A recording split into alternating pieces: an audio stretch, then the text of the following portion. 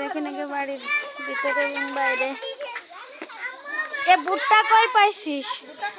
কোনে পাইছিস দিদি? বাড়ি নিয়ে বাজবানি। দেখেন বাড়ির চারপাশ। এ হলো রান্নার জায়গা। একবার অনেক ভিডিও করলেও অনেক তো কেউ দেখে না, বুঝনি? এ হলো সেই এতিম অসহায় পরিবারের রান্নার ঘর, রান্নার জায়গা। দেখেছেন? এই তাদের বাড়ির চারপাশ। এই যে বাড়ির সামনের পাশ, আপনাদের পেছনের পাশ দেখাইছি, সামনের পাশ এইভাবে দেখাতে পারিনি। আর একবারে যদি অত ভিডিও দিই অত তো আর আপনারা দেখতে পারেন না, অল্প অল্প করে দেখেন বলে এই জন্য অল্প অল্প খণ্ড খণ্ড করে দিচ্ছি। যাই হোক, এই সে এতিম পরিবারদের ঘর দুয়ার।